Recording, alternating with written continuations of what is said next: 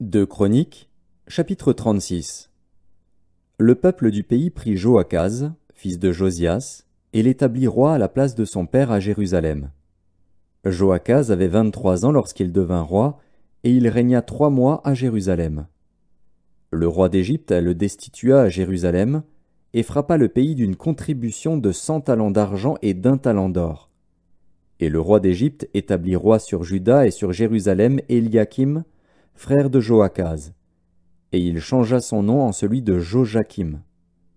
Néco prit son frère Joachaz et l'emmena en Égypte. Jojakim avait 25 ans lorsqu'il devint roi, et il régna 11 ans à Jérusalem.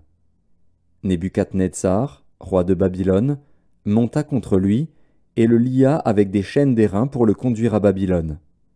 Nebuchadnezzar emporta à Babylone des ustensiles de la maison de l'Éternel, et il les mit dans son palais à Babylone.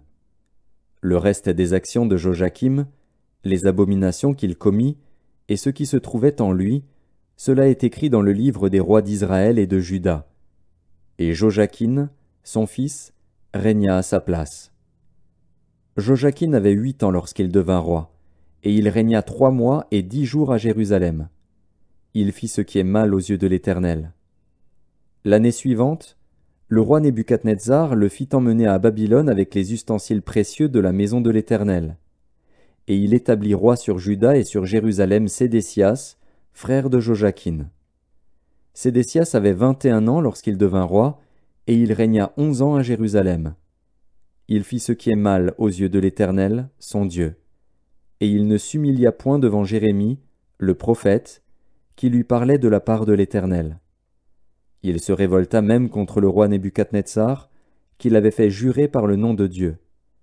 Et il raidit son cou et endurcit son cœur, au point de ne pas retourner à l'Éternel, le Dieu d'Israël. Tous les chefs des sacrificateurs et le peuple multiplièrent aussi les transgressions selon toutes les abominations des nations. Et ils profanèrent la maison de l'Éternel, qu'il avait sanctifiée à Jérusalem. L'Éternel, le Dieu de leur père, donna de bonne heure à ses envoyés la mission de les avertir, car il voulait épargner son peuple et sa propre demeure. Mais ils se moquèrent des envoyés de Dieu, ils méprisèrent ses paroles, et ils se raillèrent de ses prophètes, jusqu'à ce que la colère de l'Éternel contre son peuple devint sans remède. Alors l'Éternel fit monter contre eux le roi des Chaldéens, et tua par l'épée leurs jeunes gens dans la maison de leur sanctuaire. Il n'épargna ni le jeune homme, ni la jeune fille, ni le vieillard, ni l'homme aux cheveux blancs, il livra tout entre ses mains. Nebuchadnezzar emporta à Babylone tous les ustensiles de la maison de Dieu, grands et petits, les trésors de la maison de l'Éternel, et les trésors du roi et de ses chefs.